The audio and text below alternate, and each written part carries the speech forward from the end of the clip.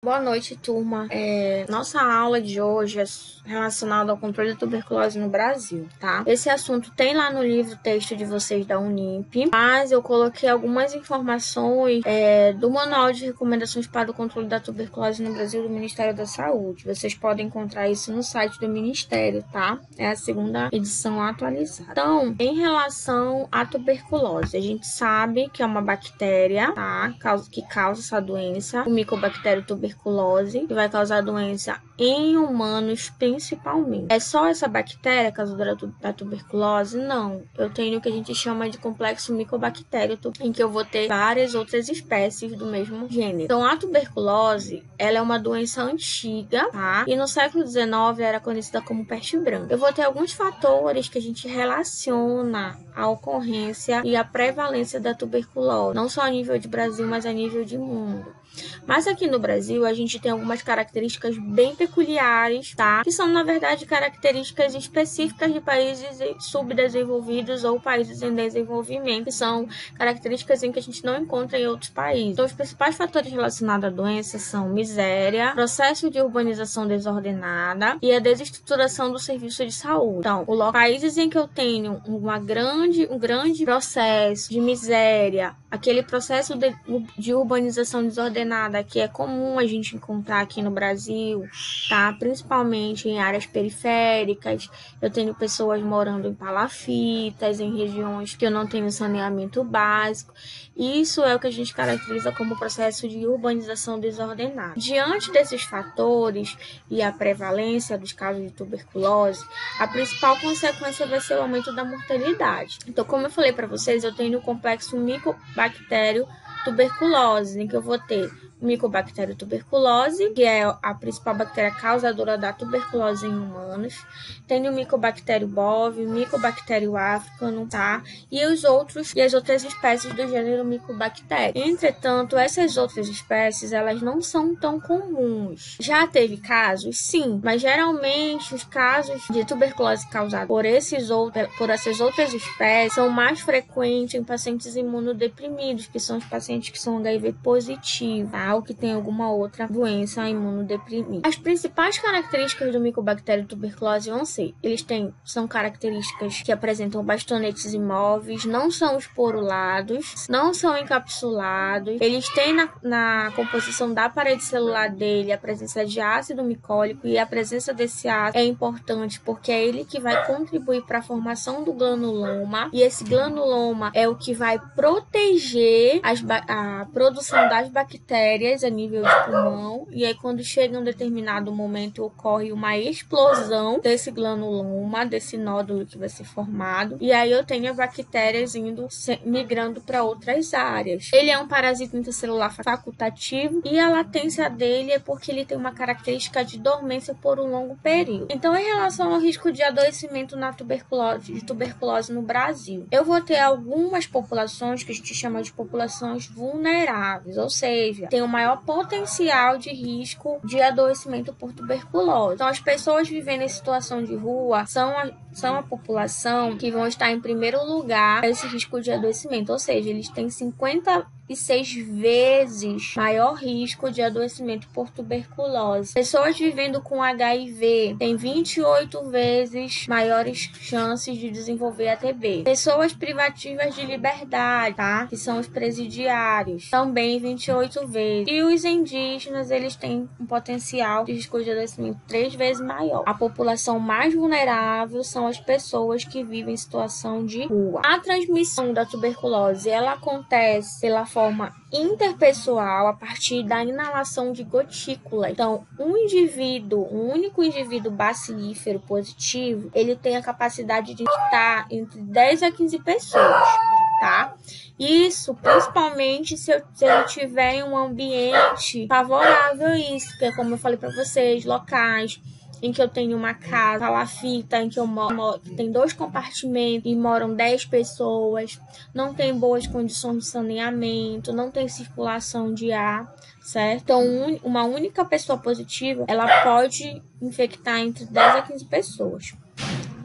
Os principais sintomas, eu acredito que todos vocês já sabem, ou pelo menos já ouviram falar em algum momento durante a graduação de vocês, ou até mesmo no conhecimento de vida. Tosse crônica, essa tosse pode ser seca ou produtiva por mais de 2 semanas, a sudorese noturna, o cansaço, perda de apetite, a perda de peso, a febre, tá? Um período vespertino, dor no peito. Essas são as principais características relacionadas aos sintomas da tuberculose, tá? E aí, para tentar fazer o controle, a gente tem as principais medidas de prevenção. A principal medida, e que é uma medida que é feita a partir do nascimento, né, do RN, é a vacina com a BCG.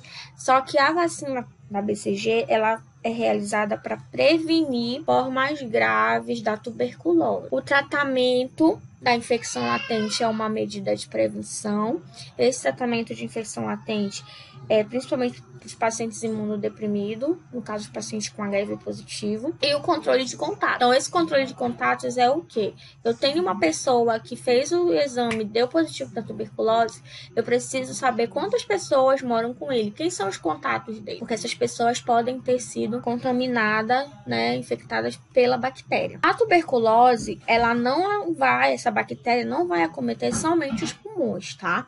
Eu vou ter outros órgãos que podem ser acometidos. Vão ser glândulos, pleura, rins, cérebro e ossos. Então, esses são os 6 principais órgãos mais frequentemente acometidos pelo Mycobacterium tuberculose. Entretanto, a tuberculose pulmonar, que é quando a bactéria fica localizada em pulmão, ela é a principal via de transmissão, porque a gente sabe que a tuberculose é transmitida por vias aéreas superiores, a partir da fala, da tosse e do espirro. Se eu tenho a tuberculose extrapulmonar, que é quando a bactéria ela se localiza em rins, pulmões, glândulos, cérebros, ossos, eu não vou ter uma transmissão ativa da doença, porque eu não vou ter a bactéria sendo expelida por vias aéreas superiores. Aqui eu tenho imagem da formação de granulomas, tá? Em outros órgãos, como o rim, tá? Então, tem a formação dos granulomas bem evidentes a nível de rim, são granulomas formados pelo Mycobacterium tuberculose, tá?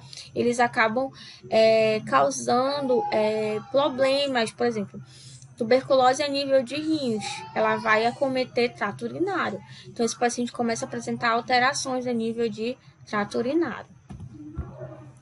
A bactéria, a tuberculose cutânea, não é tão comum, ela é mais comum na África, tá? Mas pode acontecer. Tuberculose a nível de gânglios, então vou ter a formação dos granulomas, começam a formar nódulos a nível de gânglios. E algumas definições importantes. Eu tenho o conceito de caso índice e de contato.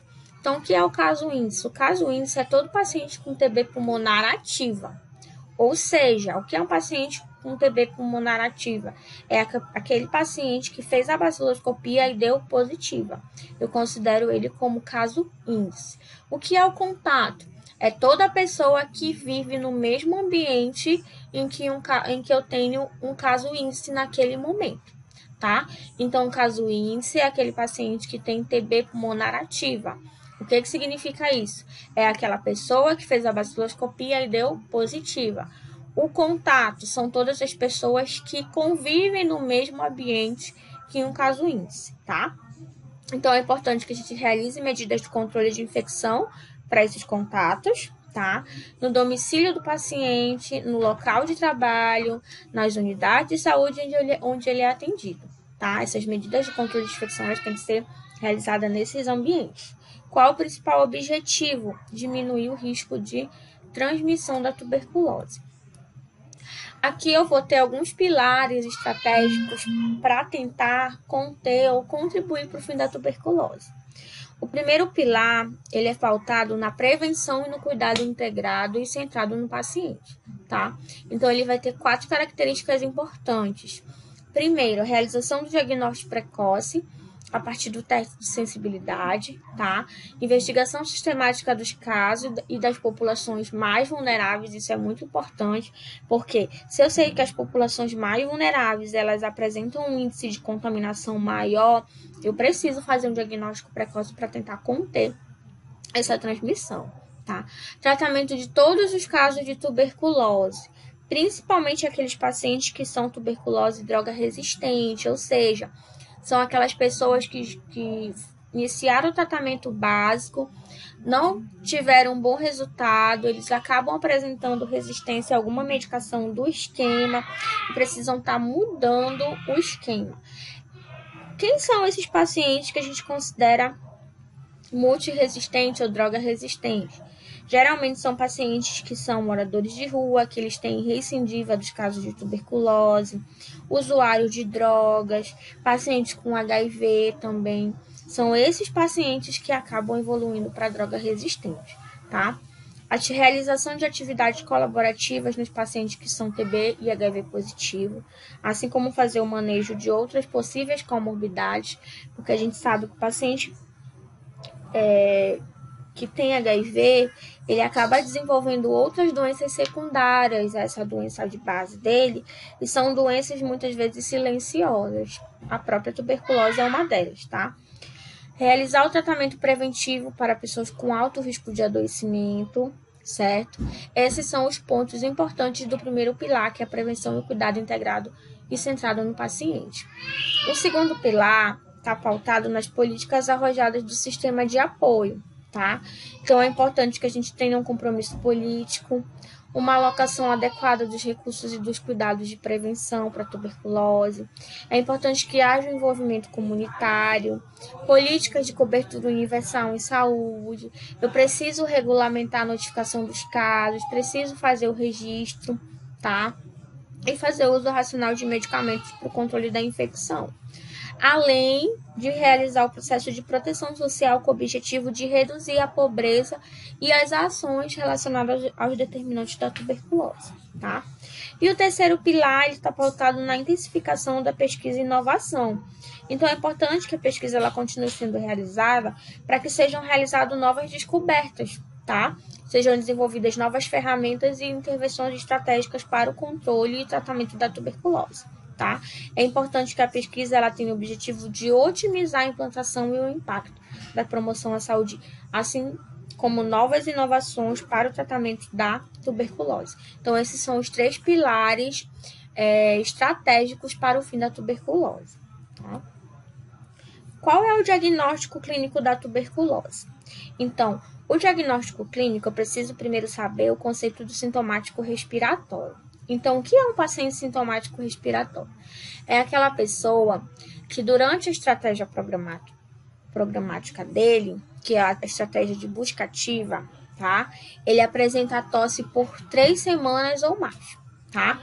Então, se eu tenho um paciente que ele chega contigo lá na atenção básica para uma consulta, ou o teu ACS for fazer uma visita, e durante essa visita ele fez algumas perguntas e identificou que ele tem uma pessoa que está com tosse por 3 semanas ou mais, então essa é a estratégia de busca ativa. Essa investigação, ela deve ser realizada através de exames bacteriológicos, tá? Porque eu tenho que a clínica é soberana. Então, esse paciente ele pode estar só com essa tosse por 3 semanas ou mais, mas ele pode estar com todo aquele conjunto de sinais e sintomas lá da tuberculose que a gente viu ainda há pouco. Febre, cansaço, sudorese noturna, falta de apetite, perda de peso. Então, quando eu tenho um paciente que tem todos esses sinais e sintomas, a gente diz que a clínica é soberana. Ou seja, se ele está com esses sinais e sintomas, então é bem provável que ele já esteja com a tuberculose. Mas para eu confirmar, é necessário fazer os exames bacteriológicos, tá? Então, eu vou ter a tuberculose pulmonar, tá? Na tuberculose pulmonar, a manifestação clínica desse paciente vai depender do tipo de apresentação da tuberculose, que vai ser dividida em 3 formas, tá? Então, eu tenho a forma primária, a forma pós-primária ou secundária e a forma miliar. Nesses casos, tá? Seja na forma primária, na forma pós-primária ou na fase miliar, Os principais sintomas vai ser a tosse persistente seca ou produtiva, a febre vespertina, sudorese noturna e o emagrecimento. Então, esses são os principais sintomas que esse paciente com tuberculose pulmonar, independente da forma que ele se apresente ou que ele se enquadre, ele vai desenvolver esses sinais e sintomas, tá?